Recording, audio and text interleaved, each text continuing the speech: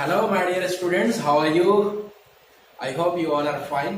Guys, now I'm going to discuss about the properties of amorphous solid. तो भाई amorphous solid को हम discuss करते हैं. हाँ, देखो amorphous का मतलब क्या है? नो. ए का मतलब क्या है? नो. मॉर्फस का मतलब क्या है? ध्यान देना. मॉर्फस एक ग्रीक वर्ड है.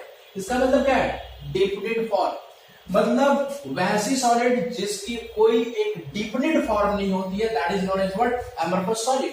वेयर एज भैया क्रिस्टलिन सॉलिड की देखो तो क्रिस्टलिन सॉलिड्स है a definite arrangement of their particles in three dimensional space. ठीक है, आप इसको समझने की कोशिश करो. मैं आपको समझाने की एक एनालॉजी देता हूं. मान लो कि आपकी रूम जो है वो क्यूबिकल है. जस्ट इमेजिन, आप कल्पना करो, सोचो, उसके ऊपर एक रूम और बना दिया क्यूबिकल, उसके ऊपर एक और रूम बना दिया क्यूबिकल, उसके ऊपर एक और रूम बना दिया क्यूबिकल. ठीक है. अब आपके, ठीक है, नीचे से राइट साइड में भी मैं रूम बनाते गया, क्यूबिकल. लेफ्ट साइड में भी क्यूबिकल. आगे की तरफ क्यूबिकल, पीछे की तरफ क्यूबिकल. मींस सिर्फ एक यूनिट एक्स वाई और जेड एक्सिस पर मैं रिपीट कर रहा हूं.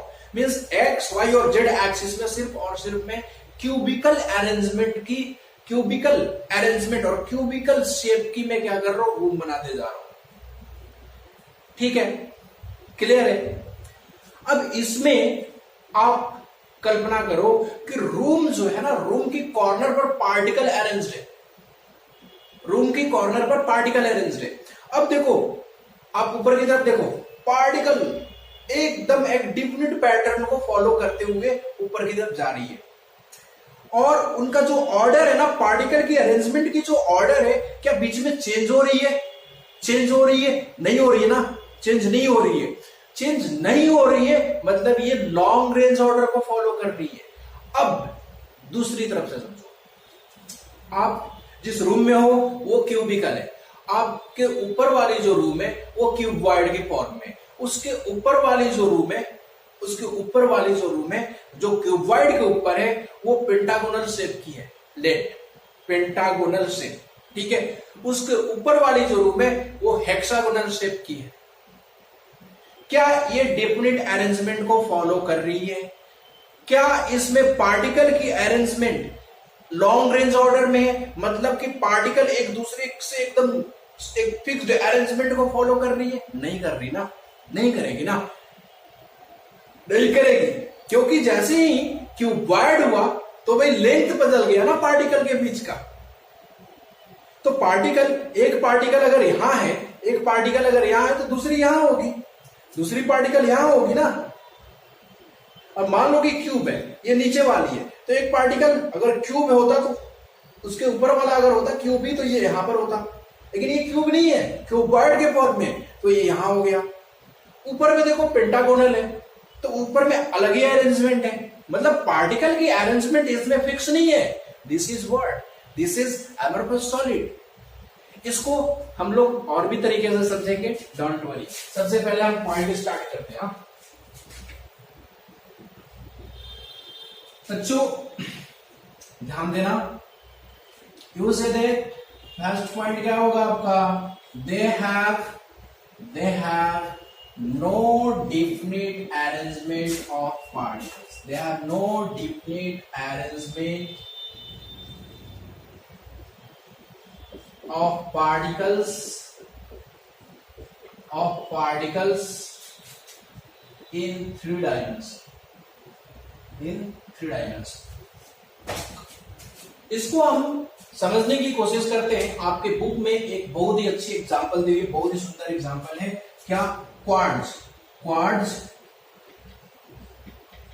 और क्वार्ट्ज ग्लास. बच्चों क्वार्ट्ज और क्वार्ट्ज ग्लास की अरेंजमेंट जब आप देखोगे तो क्लियर हो जाएगा कि कौन उसमें डिफिनिट अरेंजमेंट को फॉलो कर रहा है और किसका अरेंजमेंट डिफिनिट नहीं है. इनफैक्ट क्वार्ट्ज ग्लास में जो पार्टिकल्स है इनका अरेंजमेंट डिफिनिट नहीं है, तो क्वार्ट्ज ग्लास एक एमोर्फस सॉलिड होता है. बच्चों और क्रिस्टलिन सॉलिड में पार्टिकल की अरेंजमेंट फिक्स पैटर्न को फॉलो करती है, इस वजह से क्वार्ट्ज एक क्रिस्टलिन सॉलिड है। क्रिस्टलिन सॉलिड है। देखते हैं कैसे। देखो, आप जब बुक देखोगे तो इसके अंदर हेक्सागोनल स्ट्रक्चर के फॉर्म में सिलिका मॉलिक्यूल अरेंज है। सिलिका मॉलिक्यूल किस फॉर्म में अरेंज है बच्चों? तो हेक्सागोन के फॉर्म में अरेंज है। पार्टिकल कैसे अरेंज है? हेक्सागोन के फॉर्म में अरेंज है। ठीक है, ठीक है। कुछ इस तरह की अरेंजमेंट आपको देखने को मिलेगी किसमें? क्वार्ट्ज में। क्वार्ट्ज के अंदर आपको पार्टिकल की अरेंजमेंट कुछ इस तरह से होगी। मतलब देखो बच्चों, इसमें जो पार्टिकल की अरेंजमेंट है वो किस पैटर्न को फॉलो कर रही है? इसकी एक फिक्स ज्योमेट्री है। हेक्सागोनल यूनिट ही 3 डायमेंशन में रिपीट होते जा रहे हैं बच्चों। ये हेक्सागोनल यूनिट ही 3 डायमेंशन में रिपीट होते जाता है। क्वार्ट्ज की जो फॉर्मूला है ना बच्चों, ये SiO2, और क्वार्ट्ज ग्लास की भी जो फॉर्मूला है ना बच्चों, ये SiO2। लेकिन दोनों की प्रॉपर्टीज में डिफरेंस है। Do you know why? Due to arrangement of particles. ये जो क्वार्ट्ज है क्रिस्टलिन सॉलिड है, ठीक है, और इसकी प्रॉपर्टी डिफरेंट होगी क्वार्ट्ज ग्लास से। ये एक डिफिनिट पैटर्न को फॉलो कर रहा है। वहीं आप क्वार्ट्ज ग्लास में देखोगे बच्चों, तो कहीं हेक्सागोन तो कहीं पेंटागोन आपको देखने को मिलेगा। कहीं हेक्सागोन, ठीक है, तो कहीं ऐसे पार्टिकल की अरेंजमेंट आपको देखने को मिल सकती है। कुछ इस तरह से पार्टिकल की अरेंजमेंट आपको, मतलब कि ये एक डिफिनिट पैटर्न को फॉलो नहीं कर रहा है, ठीक है। कुछ इस तरह से पार्टिकल, इसमें देखो इसकी जो पार्टिकल की अरेंजमेंट है ना बच्चों, वो सिर्फ एक ज्योमेट्री को फॉलो नहीं कर रही, लेकिन ये एक सिंगल ज्योमेट्री को फॉलो कर रही है। सो यहां पर ध्यान देना, they have no different arrangement of particles in 3 dimension. मतलब एमरफस सॉलिड की जो पार्टिकल की अरेंजमेंट होती है 3 डायमेंशन के अंदर, वो फिक्स नहीं होती है। और ये फिक्स नहीं होती है, इसके अब यहां पर समझना, इसकी अरेंजमेंट, पार्टिकल की अरेंजमेंट फिक्स नहीं है। तो पार्टिकल की अरेंजमेंट फिक्स नहीं है, तो इसका जो ऑर्डर होगा ये शॉर्ट रेंज ऑर्डर होगा, और इसकी ऑर्डर क्या होगी? लॉन्ग रेंज ऑर्डर होगी। क्योंकि अब ये ध्यान देना, आगे की तरफ अगर आप बढ़ो तो पार्टिकल फिर से कुछ इस तरह से अरेंज होगी, ठीक है। ये फिर से कुछ इस तरह से ऊपर की तरफ बढ़ेगी ना, यहां से पार्टिकल कुछ इस तरह से बढ़ेगी। समझ में आ रहा है? मतलब पार्टिकल की अरेंजमेंट जो है एक डिफिनिट पैटर्न में है, तो इसे आप क्या बोलोगे? Long range order. और ये आपको बेहतर वे में कैसे समझ में आएगा, ठीक है, कि भाई लॉन्ग रेंज ऑर्डर और शॉर्ट रेंज ऑर्डर को आप क्यूब के फॉर्म में समझना चाहोगे तो बेहतर वे में समझ सकते हो बच्चों। मैं इसको अरेंज करता हूं और अगले पॉइंट पर आता हूं। क्लियर है ना? I know this is clear.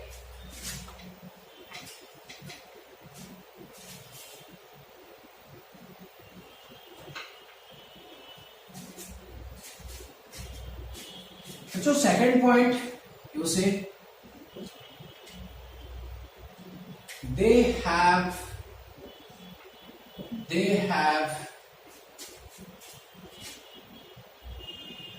short range order, hence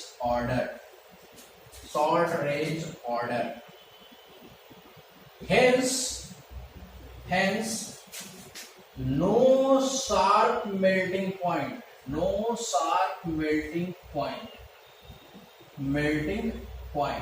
ऐसा मैं क्यों बोल रहा हूं कि भाई शॉर्ट रेंज ऑर्डर है, तो मेल्टिंग पॉइंट से क्या लेना देना है? I am clear, don't worry, मैं बताता हूं आपको। देखो बच्चों, क्या है कि मान लो कि कोई सॉलिड है जिसकी अरेंजमेंट क्यूबिकल है, ठीक है, ये एक क्यूब के फॉर्म में अरेंज है, ठीक है। अब ये क्यूब के फॉर्म में अरेंज है, तो यहां और यहां पार्टिकल मान लो अरेंज है। ये आगे की तरफ ऐसे ही ऊपर की तरफ बढ़ेगी, एक्स एक्सिस में भी, वाई एक्सिस में भी और जेड एक्सिस में, ये इस तरीके से आगे की तरफ ये बढ़ती जाएगी। ठीक है बच्चों, तो पार्टिकल के बीच में यहां पर देखो ज्योमेट्री क्या है, ज्योमेट्री फिक्स है। कौन सी ज्योमेट्री है, क्यूब, क्यूबिकल ज्योमेट्री है। अब ये ध्यान देना कि इनके बीच में जो पार्टिकल के बीच की जो डिस्टेंस है ना, ये भी फिक्स है। पार्टिकल के बीच की क्रिस्टलिन सॉलिड की अरेंजमेंट की पैटर्न क्या होती है, डिफिनिट होती है, तो पार्टिकल के बीच की जो डिस्टेंस होती है ये भी फिक्स होती है। और डिस्टेंस फिक्स है मतलब कि फोर्स ऑफ अट्रैक्शन भी फिक्स होगा, मतलब कि फोर्स ऑफ अट्रैक्शन भी फिक्स होगा। अब आप इसको हिट दो तो भाई ये जो बॉन्ड है और ये जो बॉन्ड है, दोनों की हीट ऑफ फ्यूजन बोलो, इस केस में हीट ऑफ फ्यूजन बोलोगे तो हीट ऑफ फ्यूजन क्या होगी, या बॉन्ड एंथैल्पी क्या होगी, सेम होगी। मतलब कि जैसे ही मानकर चलो कि इसकी टेम्परेचर मान लिया कि 1000 डिग्री सेल्सियस इसकी मेल्टिंग पॉइंट है, तो जैसे ही ये 1000 डिग्री सेल्सियस पर टेम्परेचर को रीच करेगी सॉलिड, तो ये सारे के सारे बॉन्ड क्या हो जाएंगे, ब्रेक हो जाएंगे, एक साथ ब्रेक हो जाएंगे। तो ये इसकी मेल्टिंग पॉइंट क्या होगी, 60, एकदम एक फिक्स्ड पॉइंट पर ये क्या हो जाएगा, फ्यूज हो जाएगा। लेकिन वही एमरफस सॉलिड की बात करूं तो मान लिया कि इसकी एक यूनिट क्या है, क्यूब, लेकिन जैसे ही ये थोड़ा सा ऊपर गया, ठीक है, तो दूसरी यूनिट चेंज हो गई, ये यूनिट बन गई कुछ इस तरह से, कुछ इस तरह की अरेंजमेंट है। ठीक है, और ऊपर आया तो कुछ इस तरह से अरेंजमेंट है। मतलब ज्योमेट्री इसमें क्या है, यूनिट पार्टिकल्स की अरेंजमेंट जो है वो फिक्स नहीं है। तो बच्चों पार्टिकल की अरेंजमेंट की ज्योमेट्री जो है वो फिक्स नहीं है, इसका मतलब कि ध्यान देना, इस पार्टिकल और इस पार्टिकल के बीच की जो फोर्स ऑफ अट्रैक्शन है, क्या वो इस पार्टिकल और इस पार्टिकल के बीच की, इस पार्टिकल और इस पार्टिकल के बीच की फोर्स ऑफ अट्रैक्शन क्या इसके सिमिलर होगी, नहीं होगी, क्योंकि यहां पर ज्योमेट्री डिफरेंट है, यहां पर ज्योमेट्री डिफरेंट है, तो बॉन्ड लेंथ भी डिफरेंट होगी। अब मैं हीट ऑफ फ्यूजन की बात करूं, हीट ऑफ फ्यूजन की, तो इस बॉन्ड की हीट ऑफ फ्यूजन और इस बॉन्ड की हीट ऑफ फ्यूजन दोनों डिफरेंट होगी। मतलब कि एमरफस सॉलिड की जो जो मेल्टिंग पॉइंट है वो शार्प नहीं होगी, ये एक फिक्स्ड मेल्टिंग पॉइंट, एक फिक्स्ड टेम्परेचर पर मेल्ट नहीं करेगा। इसकी जो मेल्टिंग पॉइंट होती है ना बच्चों, वो रेंज में होती है। जैसे मान लिया कि भाई इसकी मेल्टिंग पॉइंट की रेंज है 70 to 75 डिग्री सेल्सियस। इसका मतलब क्या हुआ कि भाई ये 70 डिग्री से प्लाइएबल होनी शुरू हो जाएगी। प्लाइएबल मतलब आप इसे, ये सॉफ्ट हो जाएगी, इसे आप बेंड कर सकते हो।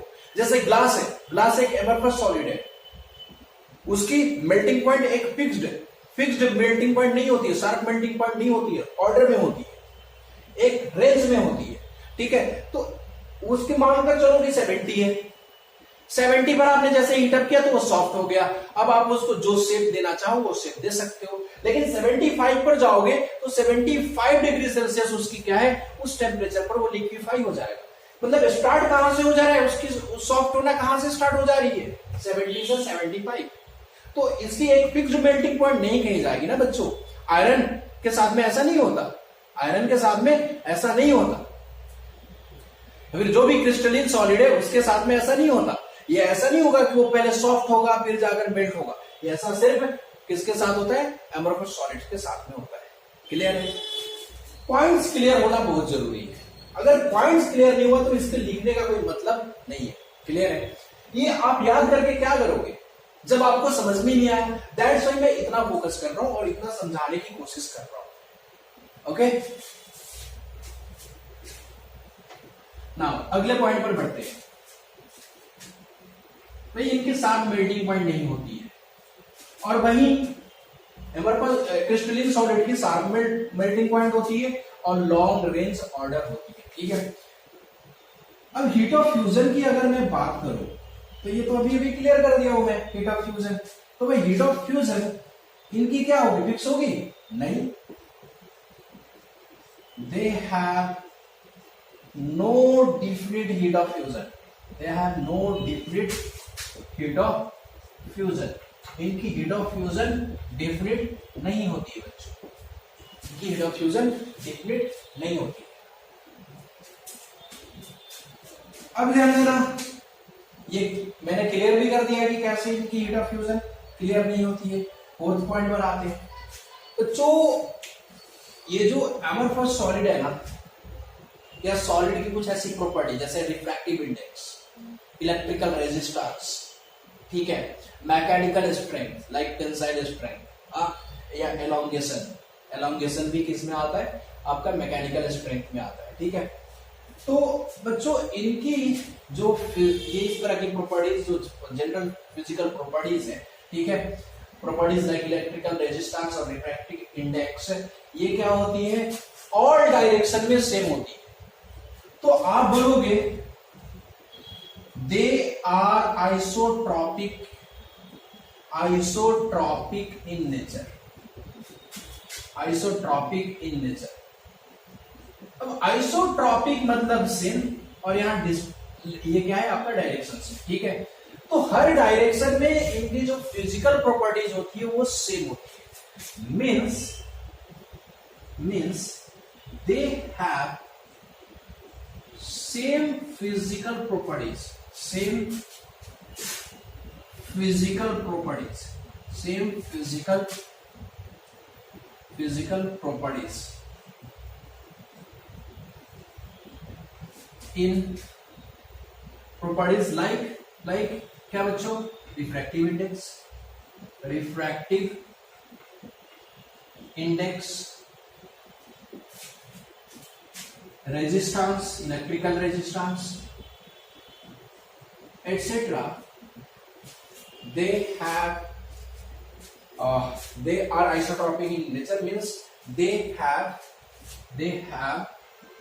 same physical properties like refractive index, resistance, etc. in all direction.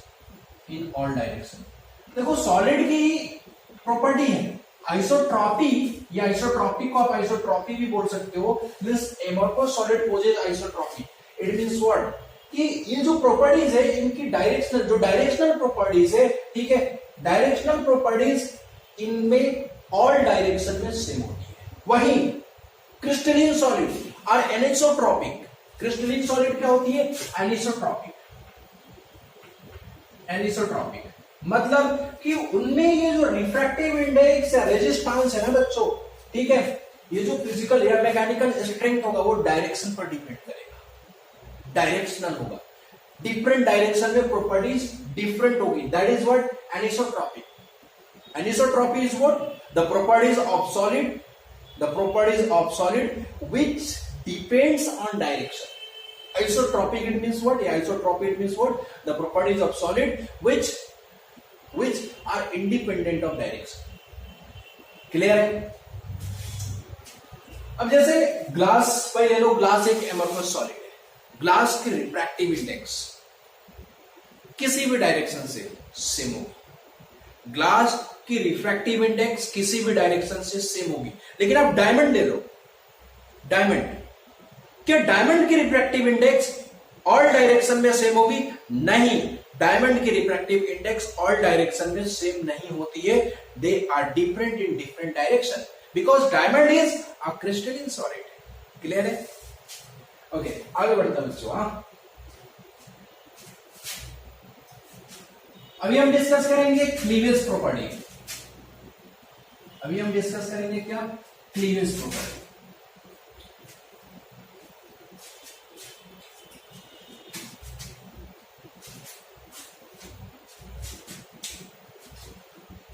बच्चों अगर मैं बात करूं तो ये क्लीवेज प्रॉपर्टी शो नहीं करती, means they do not show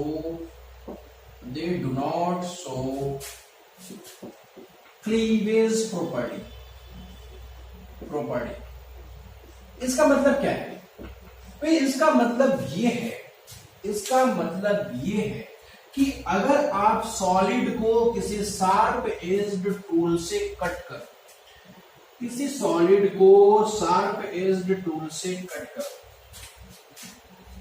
तो अगर आप शार्प एज्ड टूल से कट करते हो और ये अगर एमोर्फस सॉलिड है, ठीक है, मान लो ये चक्कू है, ठीक है, इस चक्कू से आप इसको क्या करते हो, कट करते हो। तो जब आप इसको कट करोगे ना बच्चों, ठीक है, जब आप इसको कट करोगे, मान लो इस डायरेक्शन से आपने कट किया, तो आफ्टर कटिंग जो कट सरफेस है, जो सरफेस कट हुई है, जो न्यू सरफेस फॉर्म होगी ना, ठीक है, ये मान लो आपने बीचों बीच कट किया है, तो न्यू सरफेस जो होगी ना बच्चों, ये रफ होगी, ये रफ सरफेस होगी, ठीक है। किसमें, एमोर्फस सॉलिड की, एमोर्फस सॉलिड की जो सरफेस होती है, कट सरफेस, ठीक है, वो रफ होती है, स्मूथ नहीं। ये क्या है, रफ सरफेस, रफ सरफेस। मतलब ये है कि दे डू नॉट शो, यहां लिख लेना show, they do not show cleavage property. It means what? It means when they are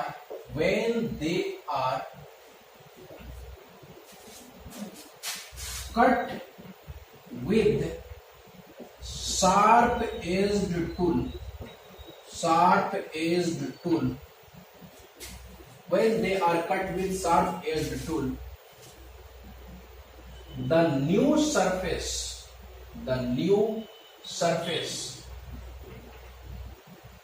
will be rough, smooth नहीं होगा, प्लेन एकदम से सरफेस नहीं होगी, वो रफ होगी, ठीक है बच्चों।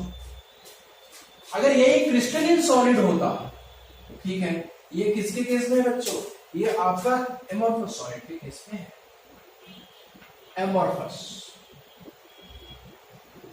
और यही अगर ये क्रिस्टलिन सॉलिड होता, तो जो कट सरफेस है ना, वो स्मूथ होगी। So that is not as what, cleavage property.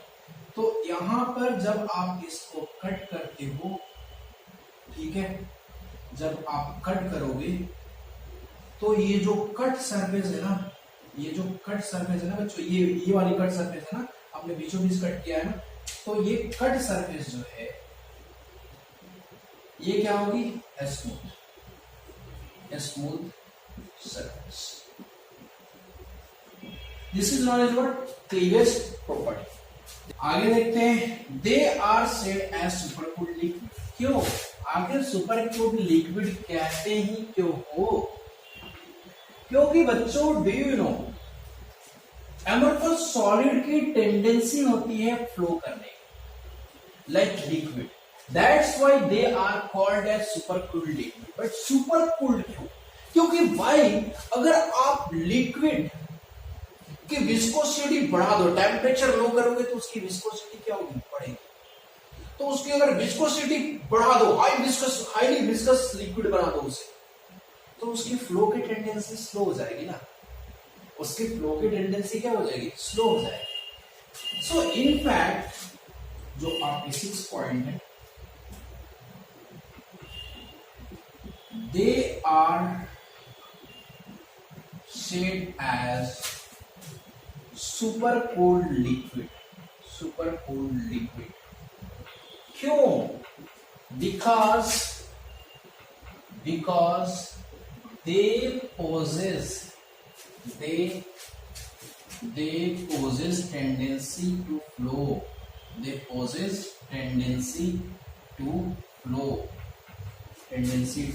flow, example like glass, अच्छा ध्यान देने वाली बात, आप किसी ओल्ड बिल्डिंग की विंडो पे, ये विंडो है और इस विंडो में जो ग्लास लगी हुई है ना बच्चों, ठीक है, ये मान लो ये वाली पोर्शन जो है ये ग्लास है, ठीक है, ये क्या है, ग्लास है, ये ग्लास है, ठीक है, कुछ इस तरह से मैं लिखा देता हूं, ठीक है, ये क्या है, ग्लास है। तो ओल्ड बिल्डिंग में जो ग्लास लगा हुआ है, इसकी जो लोअर पोर्शन है ना, ये लोअर पोर्शन थिकर होती है in comparison to top portion. और रीजन, क्योंकि ये जो ग्लास है इसकी टेंडेंसी है slowly slowly slowly slowly very very slowly flow करने की, और ये नीचे की तरफ फ्लो करती है। That's why amorphous solids are known as what? Supercooled liquid, because they possess tendency to flow. But external, अगर आप externally देखोगे amorphous solid को, they appear as crystalline solid, they appear as solid, और solid rigid होता है लेकिन ये flow करती है। they appear as solid but inside बात कुछ और ही होती है, ठीक है। ओके बच्चों, इनसाइड पार्टिकल्स के अरेंजमेंट फिक्स नहीं होती है, and they have what nature like a fluid, they have tendency to flow down, ठीक है। अगली प्रॉपर्टी हम डिस्कस करते हैं कि भाई इनकी अगली प्रॉपर्टी क्या है। एनीलिंग, एनीलिंग क्या है? इनफैक्ट ये जो सॉलिड है उसकी फेनोमेना, एमोर्फस सॉलिड की फेनोमेना होती है, एमोर्फस सॉलिड की प्रॉपर्टी होती है। इनफैक्ट एमोर्फस सॉलिड को जब आप हीटअप करते हो तो वो एक टेम्परेचर पर क्रिस्टलिन फॉर्म एक्वायर कर लेती है, और जब आप उसे कूल करते हो तो अगेन वो एमोर्फस फॉर्म में रिटर्न हो जाती है। This phenomenon is known as annealing. So you say that they possess annealing property. So what is annealing? The phenomenon in which amorphous solid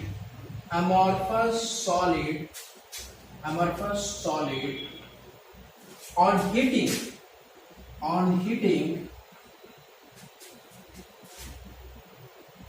heating convert to crystalline solid, but on cooling means आपने heater किया फिर आप उसको cool कर रहे हो, तो but on cooling it reverse to its amorphous form। बच्चों जो ग्लास होता है ना, ग्लास को आप हीटअप करते जाओगे। In fact glass is what? Transparent. Glass क्या होता है? ट्रांसपेरेंट होता है। आप उसको हीटअप करते जाओगे तो एक टेम्परेचर पर वो क्रिस्टलिन, उसके बहुत सारी ऐसी पार्टिकल से बहुत सारे ऐसा यूनिट होगा जो क्रिस्टलिन फॉर्म में चेंज हो जाएगा, और जिसकी वजह से ग्लास ओपेक भी हो जाती है। आप अपने घर की खिड़की में लगी हुई जो ग्लास है उसको देखना, अगर वो ग्लास बहुत पुरानी है तो वो धीरे धीरे, पहले क्या थी? ट्रांसपेरेंट, अब धीरे धीरे वो क्या हो गई है? ओपेक। इनफैक्ट वो क्या किस में कन्वर्ट हो गई है? क्रिस्टलिन फॉर्म में कन्वर्ट हो गई है। ग्लास किस में कन्वर्ट हो गई है? क्रिस्टलिन फॉर्म में। आर पार आप ट्रांसपेरेंट नहीं है, वो ओपेक है, आर पार आप देख नहीं सकते हो। तो बट एनीलिंग थोड़ा सा डिफरेंट है, वो क्रिस्टलिन में चेंज हो गया है। एनीलिंग में क्या होता है कि आप किसी एमोर्फस सॉलिड को हीटअप करते हो तो वो क्रिस्टलिन सॉलिड में कन्वर्ट हो जाता है, लेकिन again on cooling it reverse to its amorphous form. अब हम लोग देखते हैं एग्जाम्पल, और भी मैं बहुत तरह की इसमें पोर्शन है, ठीक है, मैं जो कि अगले वीडियो में डिस्कस करूंगा। 5 और 10 मिनट्स की और है लेक्चर, जो कि मैं एग्जाम्पल के साथ में डिस्कस करने की कोशिश करूंगा एमोर्फस सॉलिड को, ठीक है, और आपकी कंसेप्ट को मोर एंड मोर क्लियर, एकदम क्रिस्टल क्लियर करना चाहता हूं। तो एग्जाम्पल में बच्चों क्या? Glass, polymers. देखो पॉलीमर क्रिस्टलीन और एमोर्फस दोनों होती है। पॉलीमर दो तरह की होती है, एक होती हाई डेंसिटी पॉलीमर और एक होती है लो डेंसिटी पॉलीमर। ठीक है, high density polymer highly crystalline होती है बट एमोर्फस भी होती है, और लो डेंसिटी जो आपकी पॉलीमर है वो हाईली एमोर्फस होती है और क्रिस्टलीन नेचर उसमें बहुत ही कम होता है। पॉलीमर्स, रबर्स एटसेट्रा, ये सारी क्या होती है बच्चों, ये जो आपको मैंने एग्जांपल दिया है, आप एक और एग्जांपल इसमें ऐड कर ही लो, क्वार्ट्ज ग्लास। क्वार्ट्ज ग्लास, ठीक है, क्वार्ट्ज ग्लास, क्वार्ट्ज ग्लास। तो इस तरह से मैंने एमोर्फस सॉलिड की प्रॉपर्टीज को आपके सामने डिस्कस करी है, और भी कुछ एग्जांपल के साथ मैं नेक्स्ट लेक्चर में एमोर्फस सॉलिड को डिस्कस करूंगा। ठीक है, सो बच्चों, सी यू।